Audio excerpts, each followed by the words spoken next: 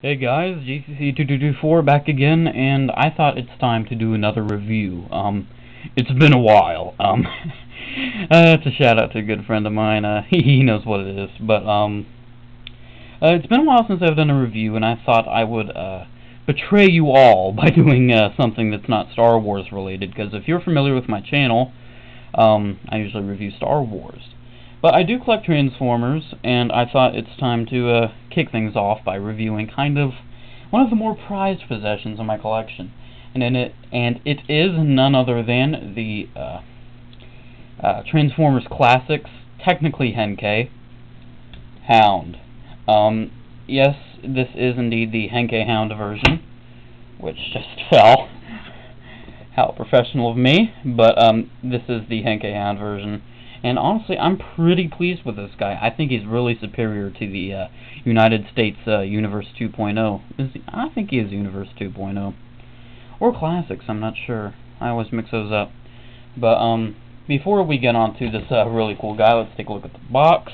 The box is kind of dinged up, but I got this guy for a surprisingly good price. So, not a lot of complaints. A lot of Japanese on this, so get used to it. Really nice illustration of Hound there. More Japanese. He is a Cybertron, which is the Japanese equivalent to an Autobot. And on the back you have really nice images of the figure transforming. A bunch of the other figures optional. I feel so alone because I feel like I'm the only Transformers collector that does not have a Classics Optimus yet. Pretty pathetic of me, I know, but that is the box. Pretty cool box. Now on to the actual toy. Now, of course, with this Hound, you do not just get Hound. You also get Ravage, his anti-buddy here. Now, Ravage is actually pretty cool. I'm not really sure if there are major differences between this one and the Japanese. I'll just kind of have him more in the background. But this guy is actually really cool. I really do like the look of him. He's not the most beautiful Ravage. He kind of looks like a laser beak in the head there, but he's pretty good. You know, he gets the job done. He's pretty good for the classic shelf until the masterpiece ones arrive. So for transformation for this guy, actually articulation first. You can hinge his head up and down. You can move these front legs, and you can move the back thighs. The back kind of knee things, I don't know what to call those, and his tail. So transformation, you just flip his head in, flip his tail in, hinge his paws up and hinge those, hinge those to the side, and just do a bunch of flipping, and here you have a cassette. Now, a really interesting fan mode for this cassette. You can stretch his legs out, and now he's a walking monster cassette. Yeah, that's pretty weird, but kind of neat at the same time. And also you can kind of flip this out if you kind of want it to serve as an antenna. I don't know, kind of neat, but cassette mode is solid enough. It does bend due to the transformation hinges and visible head syndrome, but not too bad. It's okay, I guess. That's really Ravage. We'll get back to him later in vehicle mode. But Henkei Hound is the guy that you all came here to see, and this is a heck of a Transformer. This guy is the epitome of what a Classics Transformer is. It's a beautiful vehicle mode, a really unique transformation, a really, really cool robot mode, and honestly, if you want to choose between the United States and the Henkei, for price, I'd probably go for the United States, but for coolness, I would probably go for the Henkei. Unfortunately, both of them are actually rather expensive, so good luck, honestly good luck finding one, because these things are not easy to come by. But this guy just really looks nice. His only accessory is his holographic projector, as it is called.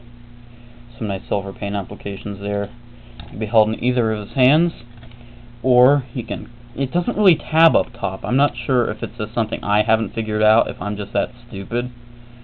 But all you do is just like kind of rest it up there and hinge the wheel back, and it just kind of rests up there, and it just flops about. And it doesn't really flop about, and it takes a lot of effort to knock it out, but you can see it's kind of at an angle now, and it just keeps flopping. And if you just want to have the wheels like this, yeah, it's not going to stay on. But unfortunately, you can't really do much with that except hold it in his hand if you plan on kind of playing with him a little bit. Of course, being a toy, I'm going to play with this thing, but I'm really careful. Take a look at the head sculpt. I'm really pleased with the appearance of the head. The light piping is really good. I did not know it would illuminate this much. That's what it looks like without the light piping. With, without.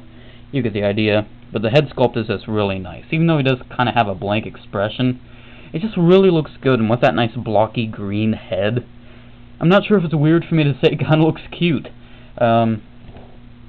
He wants to be a human, so I guess it's kind of cute. But, yeah, he does kind of have his big, cute boots. Henkei Hound is just kind of, I don't know, it's like they tried to make him cute. He's kind of shorter, and, I mean, he is really cool, though, and you can get him in a lot of poses. Speaking of poses, articulation on this guy is actually a ball-jointed neck, ball-jointed shoulders, hinged elbows, as well as a swivel in the bicep.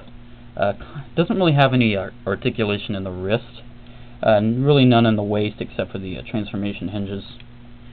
He has a ball-jointed hips there, hinged knees with a swivel on top, and he has hinged ankles, which is also yet again transformation, and he has an ankle tilt, which really does serve when you try to put him in wide poses. I mean, it really works. And posing options for this guy is just amazing. Really pleased with the posing options. You know, even the wheels you can have like this if you want. You can hinge them in and kind of have them tucked away like this if you want. You can just do anything with the wheels. Really pleased with the robot mode. And just showing some robot mode details. There's his waist piece. Yellow paint applications on the arms. There's the back. And really, that's your lot. Most of the paint applications transfer onto vehicle mode, and we'll take a closer look at those when we do reach the vehicle mode. Now, transformation on this guy is actually pretty interesting. Of course, you want to remove the gun first. And flip in the hands. They kind of do plug in when you transform them from vehicle to robot, so it's kind of hard to do that. Just showing you now. You just kind of have to push in. Don't be afraid to break it, because it won't. It's just kind of stiff the first time. And then with the hands kind of retracted, you want to hinge the wheels in the back away and like such. And then what you do, you just let's get to the legs right now. You just flip in that piece right there. You flip out this and just hinge it up. Flip out this back piece to the vehicle mode and hinge that up. And then if you want, you can connect the legs, even though I do advise not to do that just yet, because you do kind of have to do a little involved transforming later on. Now up here, what you want to do, you want to get enough clearance. You kind of have to have the wheels out of the way, so you have enough clearance to move it up. And you also want to make sure the head is tucked in before you do move it up. Clearance is kind of a big issue the first few times you do transform that piece, so caution there. And then you just kind of situate it like such, and it just plugs in. And then you hinge the arms in like such, and then you rehinge the wheels and plug them in. You just kind of have to hinge them the other way for clearance. And then what you do here, you extend the cod piece, hinge this entire piece up, make sure the cod piece does not go back in. It will do that, and plug it in right there. hinge this, plug it in right there, and the other side untabbed itself, and just plug in the legs, and the other side untabbed itself. Then you can flip out the seats, and lastly, just to adjust the camera here, you just attach this little clip right here. You can attach it to either one to be G1 accurate. Let's put it on this one. So they have Hound in vehicle mode, and vehicle mode, I must say, is really, really impressive on this guy. I'm really, really pleased. It rolls like a dream, I must say that. It's not one of those ones where you have to do this. And you can just let it roll. He does have a vacuum chrome in the front, so don't worry about paint being scratched up on that. Just be worried about the chrome itself being scratched up. He has translucent there, so you can see through. The seats, if you're curious, with the MP10 Spike, Spike is just a little too big to sit in the seats. Just if you're wondering. And one really cool feature, I'm not really sure if this was noted, but you can kind of manipulate the wheels in a way as to where they look like it's turning, and it also does act like it is turning. So that is a really, really cool feature. Autobot logo, yellow striping. He actually has green paint there to kind of differentiate that. Now, like I said before, you get a Ravage here. There's these little tabs you just flip up, and you can plug Ravage in. And Ravage has his two little cassette ports, which he plugs into. Kind of hard to align it, but once it is aligned and plugged in, it looks pretty neat. Hound is carrying his prisoner. And if you weren't curious, actually, if you were curious, Hound comes with Ravage because Ravage was Hound's prisoner in the first story arc of the G1 cartoon. So that's pretty cool they actually came with a Ravage. So, I really guess that's it with this review. Not really much else to say about this guy. Now, when it comes to buying this guy over the US release, when it comes to the US, it's cheaper, but still the US is more expensive.